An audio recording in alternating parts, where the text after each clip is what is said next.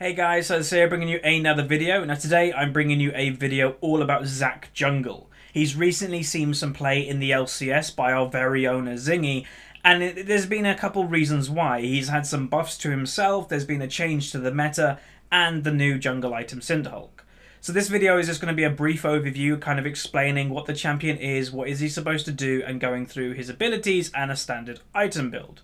So let's actually just straight away go into what his abilities do. So let's start with his passive, as his passive is pretty damn important for him.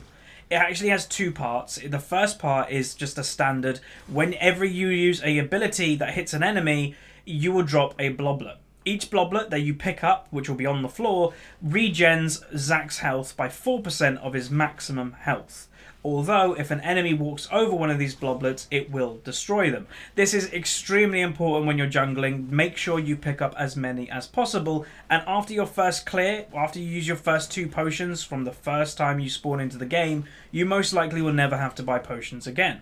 The second part to Zac's passive is, upon taking fatal damage, Zac will split into 4 different bloblets.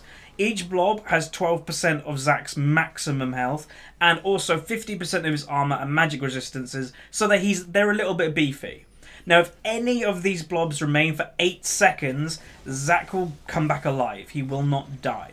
But obviously, when you're in this blob form that you're trying to just revive, you can't do anything. Now be warned, this is on a 5-minute cooldown, much like a Nivea egg, so if you use it more than once every 5 minutes, you're just simply going to die.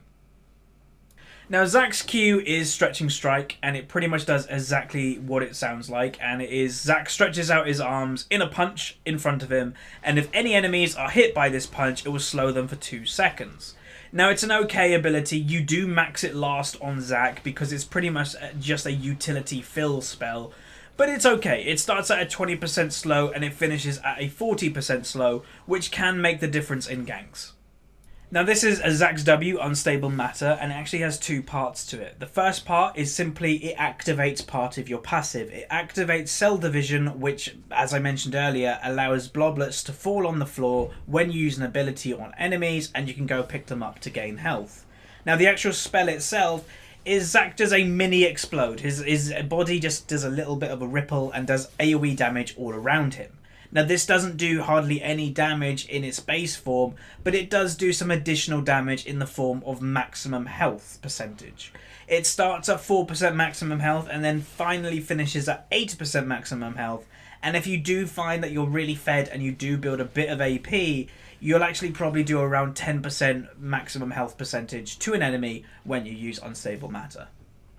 Now Zac's E is Elastic Slingshot, and it pretty much is his signature move. It allows him to be this ganking, engaged jungler that he's known for.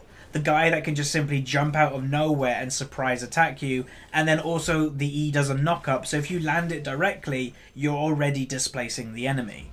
Now it works fairly simple. Every single time you charge your E, there will be a cone in front of you that appears. The longer you hold your button down, the further Zac will go, with obviously some limitations because he can't jump the whole map. Now just to put it in perspective of how long he can go at maximum rank, Graves is a very popular AD carry right now, with his auto attack range being 525.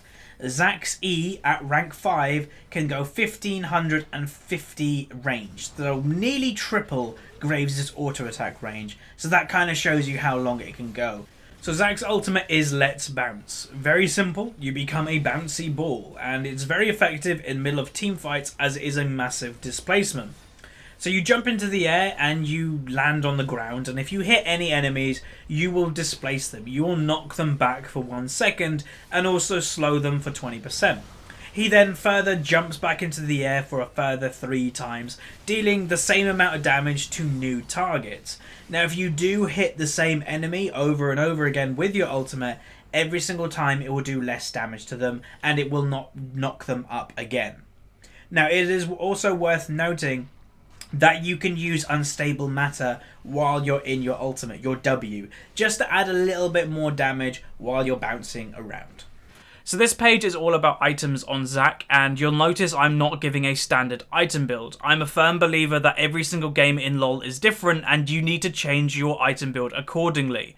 So if we just start at the core items, which are items I think you should get, is obviously the jungle item, and I personally go for the Stalker's Blade with the Cinderhulk upgrade, then with the Warmogs, because it is a very good item on Zac, and then finally your tier 2 boots. Get your tier 2 boots depending what the enemy is, so Mercury Treads, Lucidity Boots, or Ninja Tabby. Now, if we move further into the items, we now look into what you actually want in your core build. So, if you're against AP, Spirit Visage, Locket, and Banshees are all good items, and if you're against AD, Aranduins and Thornmail are also good. Now, if you are extremely fed, and I do mean extremely fed, then you can consider building some AP with Abyssal, Liandry's, or Riley. Please note though, Zac does not do a lot of AP damage, so be very careful if you are going AP and if you're not very fed. So you now know Zac is a tank engaged jungler, you know his abilities and you know what items are good on him, but this doesn't necessarily make you into a good Zac player. So here's a couple of things that I'd recommend if you are looking to pick up the champion. The first thing is, do not go into solo queue straight away. Zac is a fairly unique jungler in terms of when he can engage, where he can gank from, so get a couple of games under your belt at least in normals before you even think about solo queue. The second thing is, for a tank, Zac can be played fairly aggressive, much due to his passive. You know, your passive allows you to come back from the dead, so don't be scared to jump into the enemy team and die if it's a good situation to cause a lot of disruption. You have 8 seconds to come back alive, and if the enemy team are focusing your bloblets, then your team can deal out the damage. And finally, look for really weird gank paths. You have a massive E range, much like a Fiddlesticks ultimate, so look for ganks that people don't really necessarily recommend. Look for jumping over a wall to get a flank on the enemy. It really can catch people by surprise. So hopefully you guys enjoyed this Zac overview. I thought I'd make it just to kind of give you a bit more information about the champion and help you learn it if you want to. Now, if you are interested in any other League of Legends content, make sure you subscribe to the Team Dignitas YouTube channel, as well as my own personal channel, HuzzyGames.